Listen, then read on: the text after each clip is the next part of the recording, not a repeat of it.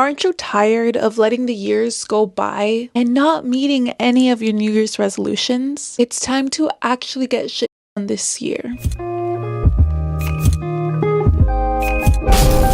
Hey everyone, welcome back to my channel. I talk a lot about self-improvement, fitness, personal development, basically anything that we need to know in order to level up. So if you are interested in any of those, don't forget to subscribe so that we could stay connected. Today, I want to dive into a topic that hits home for many of us: how to stop self-sabotaging and actually get stuff done. Whether it's sticking to your goals, staying consistent, or breaking bad habits, we are covering practical strategies to make sure that you stay on track. So why do we lose momentum in the first place? It is the beginning of February when I'm filming this. We are stepping into the second month of the year. This is the time where hopefully motivation is still fresh. You're still feeling ready to crush your goals. We feel so motivated the first 2 months of the year. Come March though, and it's like a flip switched. We are back to our old habits, maybe even further from where we started. Maybe you're up 10 pounds. Maybe you're eating out every single day. Maybe your budgeting has just gone downhill, trying to recover from the Christmas debt. Does it sound familiar? Because you're not alone. Studies show that 43% of people abandon their New Year's resolutions by February.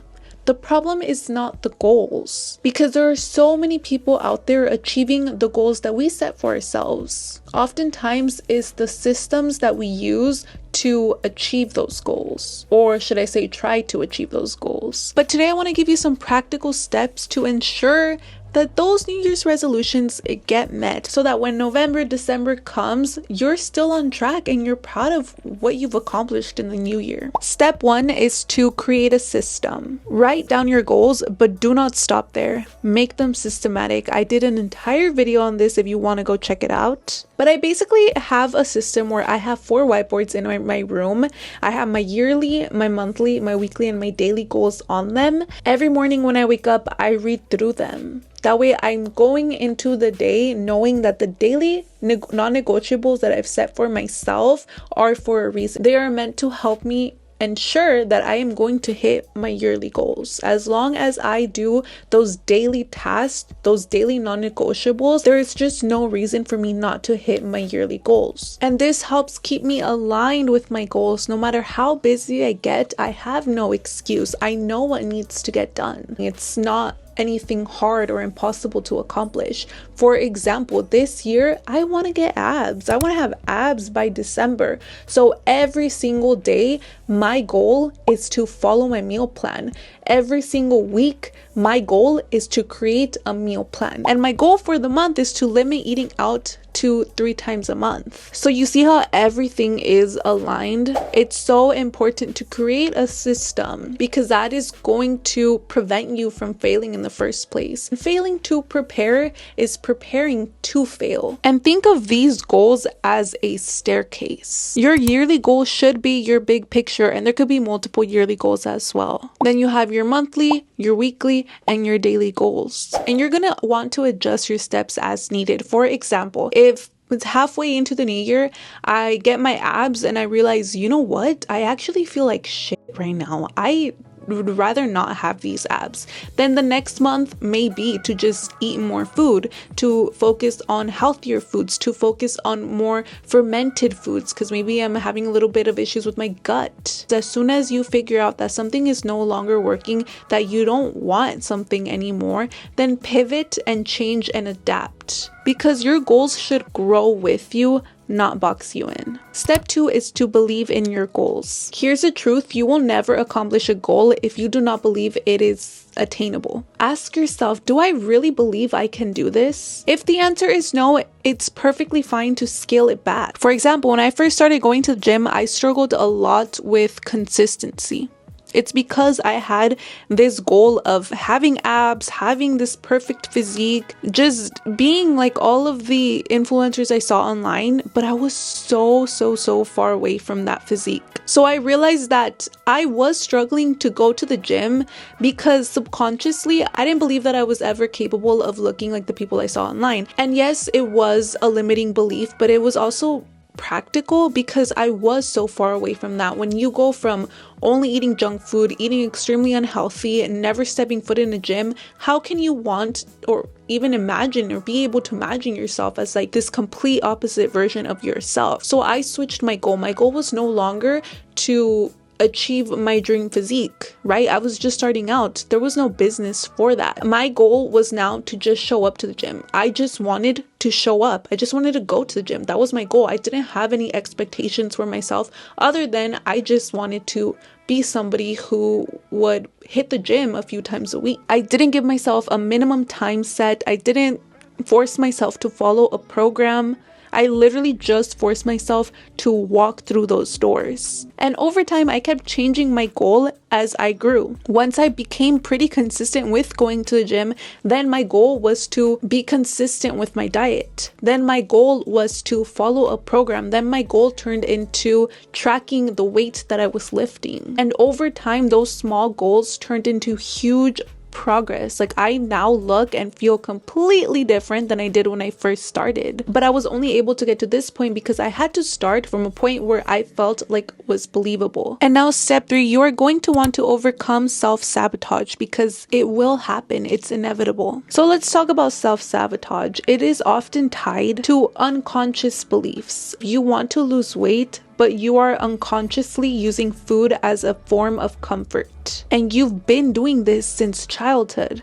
There's no logic, there's no practicality behind that form of self-sabotage. It is all about your emotions. And it is for that reason that I feel like it is even more powerful, right? Because it doesn't make sense to say, I want to lose weight, I hate my body, I want to look different, I want to feel good, or I am dangerously overweight, and for you to go and binge on ice cream or chips or finish everything in your pantry. It doesn't make sense. But a lot of the times, your emotions, you've been used to doing this since childhood, right? When mom and dad were fighting, what would you do? Go eat, go distract yourself with food. When you were bullied in school, what would you do? Go distract yourself with food. So you learn to rely on food as an emotional support system. And even though it goes completely opposite of what you are trying to achieve, you feel out of control around it, right? You cannot bring yourself to not repeat those actions. And so a lot of the times we say, like, why can't I stop? Why do I hate myself? Why can't I be disciplined? Why am I self-sabotaging?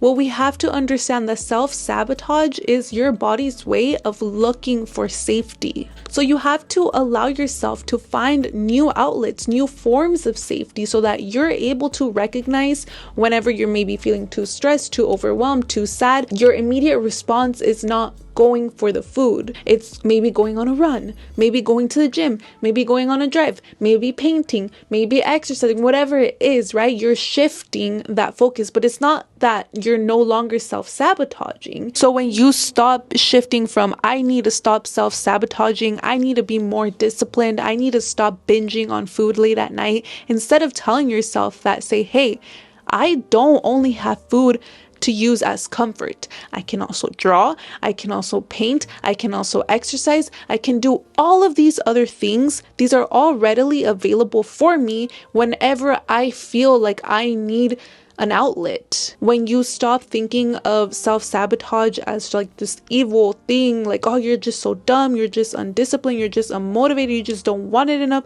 oh, it's just like this horrible part about you. When you stop thinking about it like that and shift it to, I am just trying to protect myself, and maybe I haven't equipped myself with the right tools for that protection, that is when you will stop the self-sabotaging. And the very first step for that is to just forgive yourself for even slipping up on the first place. You have to learn to shift your focus from perfection to progress. When you start being kind and gentle and nurturing to yourself instead of criticizing yourself and bullying yourself and pitying yourself, when you start accepting the setbacks as a part of the journey, that is when everything will start clicking. That is when you will start looking at, what are my triggers? Why do I reach for this thing? Why am I counterproductive? And you are going to start seeing, oh, these are the patterns.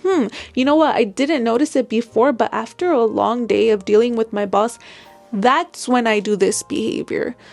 When, you know, I haven't been taking care of myself, that's when I do this behavior. And you're going to become much more self-aware, and that is when you are going to be able to prevent self-sabotage. And I'm like air quoting it, right? Because it's not so much that you're aiming to prevent self-sabotage, but it's just more so that you are aiming to provide yourself with other outlets so that you don't do the self-sabotaging behaviors, but you are still caring for yourself, because you now have this new perception of self-sabotage where it's like, I'm not sabotaging myself, I'm not hating myself, I just need safety and I just need outlets. But other than that, that was all that I had for you guys today. Remember that growth is not linear. Write your goals down, make sure you believe in them and yourself, and take small, consistent steps. If you found this video helpful, don't forget to like and subscribe to my channel because it's free, but it helps me out tremendously. Comment down below your New Year's resolutions, and comment down below how good you've been at sticking to them. We're now a little bit further into the year, and this is maybe going to be the start of